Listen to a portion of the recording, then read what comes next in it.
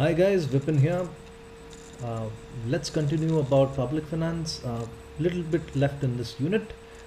Like I said, it's a very general topic and something which everyone must know. Now, last video I was telling you about VAT, the sources of revenue for the government, and the different types of budgets that's there in India.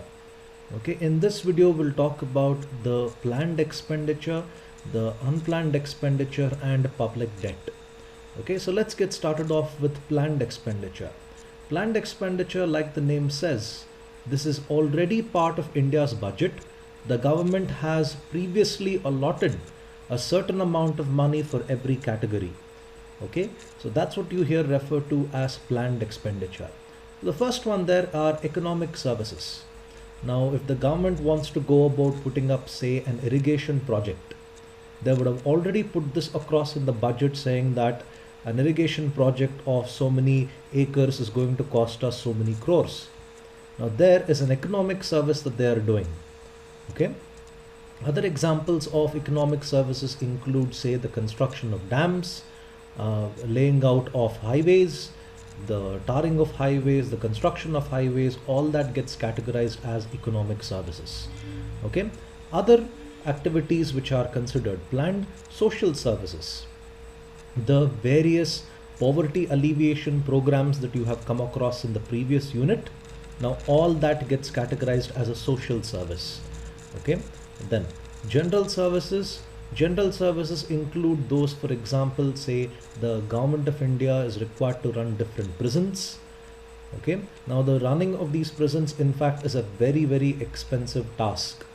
Okay. So in order to go about looking after the cost, that's something which is already decided in the budget. Now, central assistance to the state plans. A good example for this would be recently the Maharashtra government inaugurated the first monorail. Okay. Now the construction of this monorail actually cost them 14,000 crores. Now for that, the entire funding wasn't made available by the Maharashtra government entirely. It was in fact partly funded by the central government. Okay. Now, central assistance to union territory plans.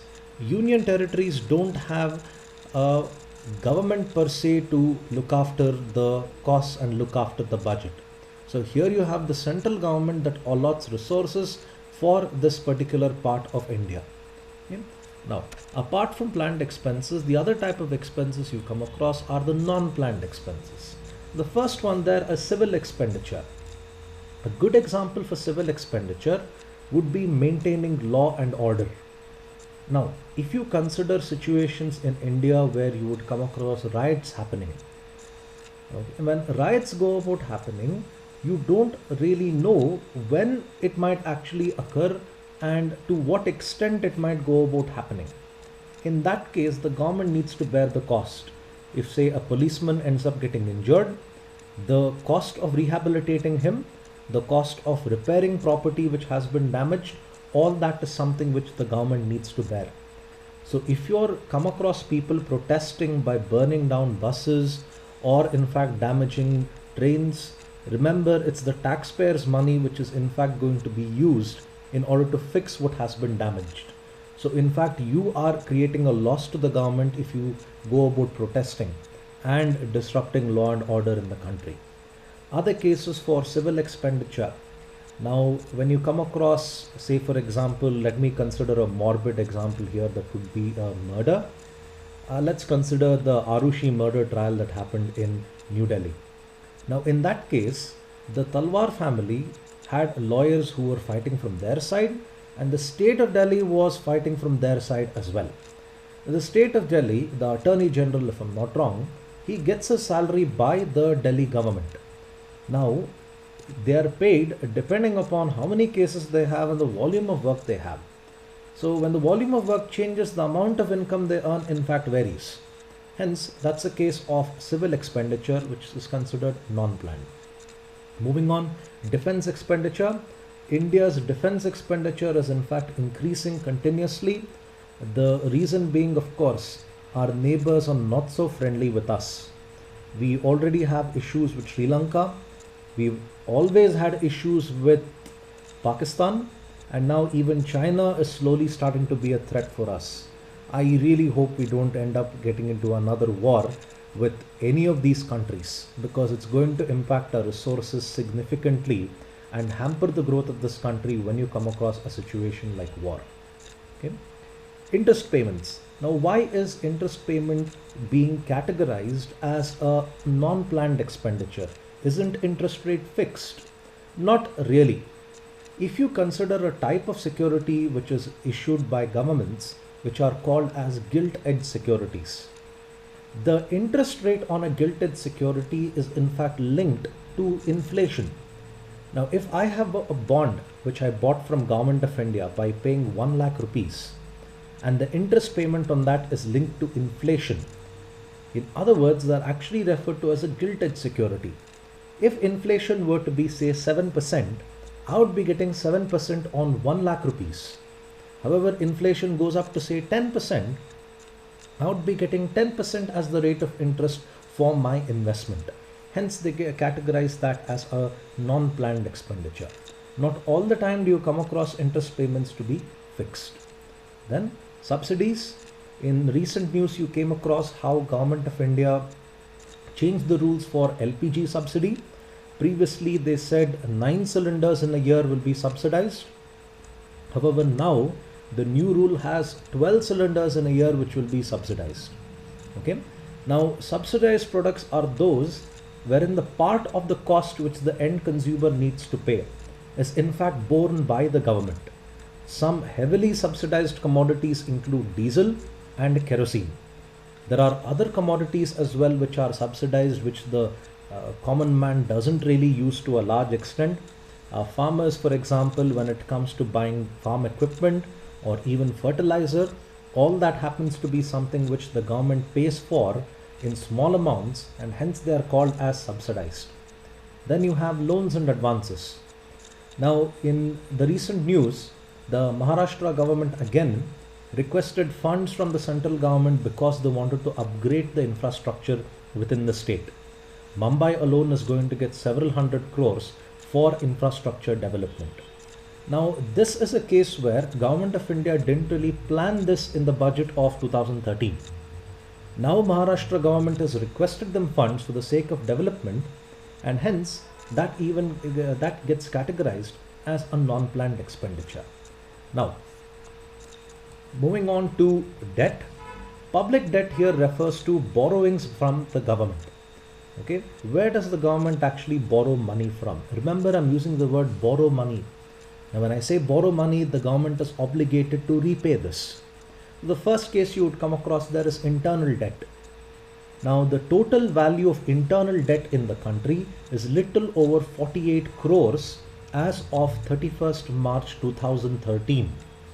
Added to the interest value, 48 crores, remember, is on 31st March 2013, last year.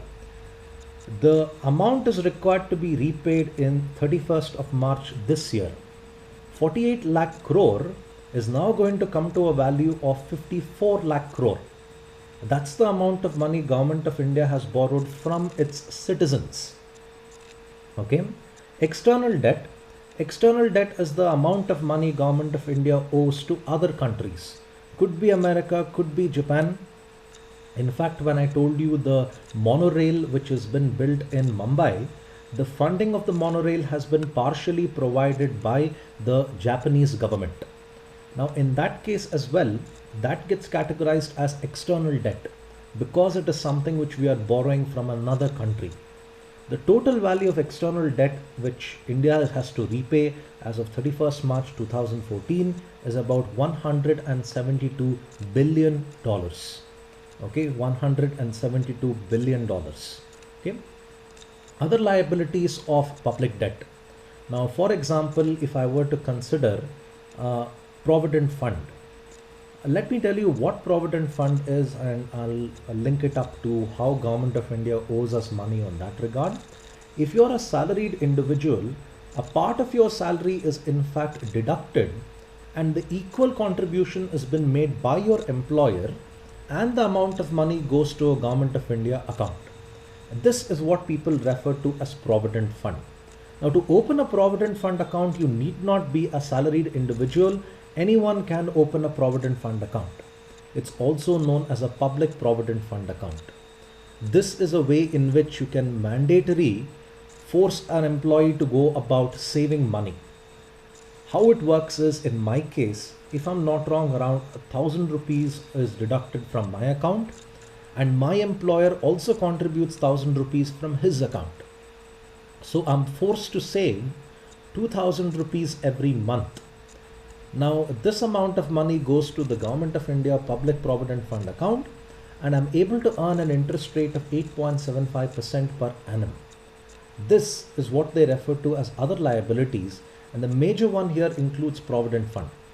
You may have come across long lines in the local post office where a lot of senior citizens would have made investments in post office savings accounts. Even that is considered as other liabilities which Government of India has with its citizens. Okay. Now, why do we have so much of public debt? Why is the government forced to borrow from different sources? Aren't the revenue from within the country good enough? Not really. Now, here are the reasons why it's not good enough. Firstly, development plans. The monorail which they put up in Mumbai cost 14,000 crores. Okay, 14,000 crores. You can imagine how expensive this number is. Now, 14,000 crores is the amount of money Government of India spends in a year for education in the country. Now, when I say education in the country, I mean for all the government schools, all the government colleges, the teacher's salary, the uniforms of the students, the textbooks, everything. 14,000 crores is the amount of money they spend in a year. Now, that's something they've invested for a monorail in Mumbai. You can imagine how difficult it's going to be to recover the costs within a short period of time. It's not possible, in fact. So, development plans is always a cost. So, in order to develop the country, they don't usually have resources within themselves, and hence they're required to borrow from different sources. Disliking of taxes. Many people don't pay taxes, and there are many ways in which people can avoid paying taxes legally. Now remember, I'm using the word here avoiding paying taxes and not evasion of tax. Evasion of tax is a criminal offense. Avoiding of tax is in fact something which many people do, and even the government gives you avenues to avoid paying taxes. Now, let's say, for example, I'm supposed to pay 5,000 rupees per annum as my income tax. Now, what is it I'm going to do in order to avoid paying 5,000 rupees as my income tax? One common way people go about avoiding paying taxes is put money in different tax saving schemes. Now, let's say I put in 10,000 rupees in a tax saving scheme. Now, for putting 10,000 rupees in a tax saving scheme, my liability of 5,000 rupees in the form of the tax that I need to pay, is reduced to about 4,000 rupees. Now, if I were to take more and more plans wherein I reduce my overall tax liability, the amount of money I'm supposed to pay to the government reduces considerably. Even though I'm an individual who can go about paying taxes, I can reduce the amount of money I owe the government. So that's the case of disliking taxes. Let me remind you the example of McDonald's again. How they avoided paying taxes by simply calling a product as soft serve and not really ice cream. In case you missed that point, go to the previous video of Public Finance Part 1. I've explained that case in detail. Okay. Control of inflation. Now, Government of India does a variety of methods in order to control inflation.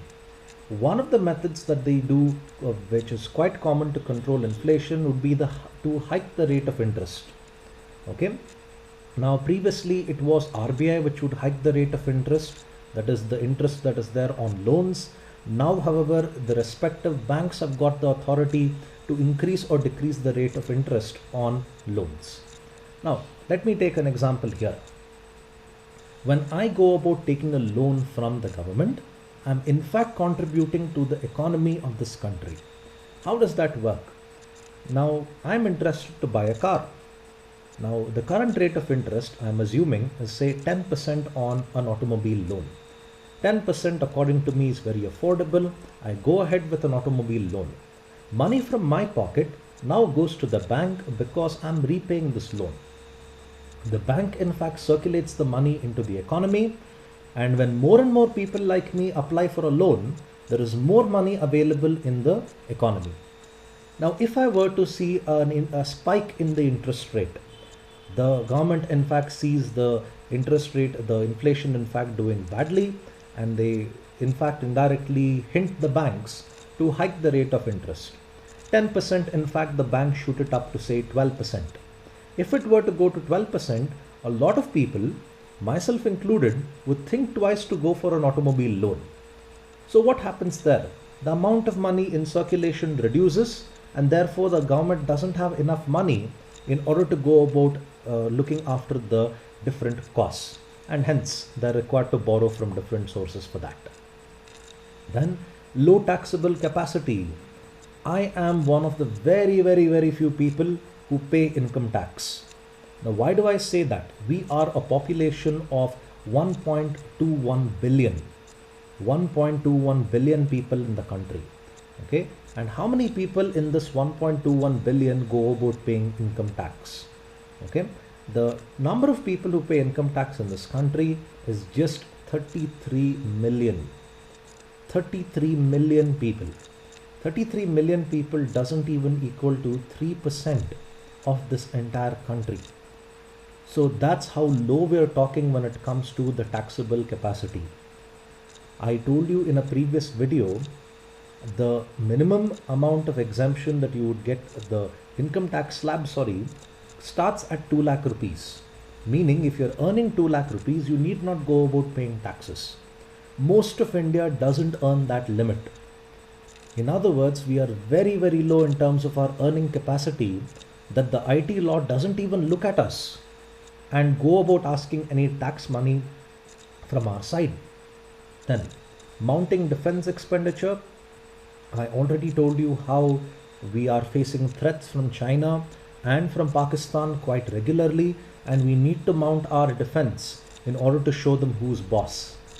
Meeting emergencies. No one saw the Uttarakhand floods happen. No one saw the earthquake of Gujarat coming by. When you saw such natural disasters happening, it's going to be a very expensive thing in order to rebuild the cities which have been damaged from these emergencies. This could even include riots such as the unfortunate Muzaffarnagar riots in Uttar Pradesh. All this in fact is a cost to the government. And there, since they have a shortage of revenue, they're forced to borrow from different sources and set things right. I hope I've made the concept of public finance clear. If you have any queries, please leave them in the comment section. I'll get back to you as soon as I can. And also, please go about subscribing to my videos. Thank you guys. Have a nice day.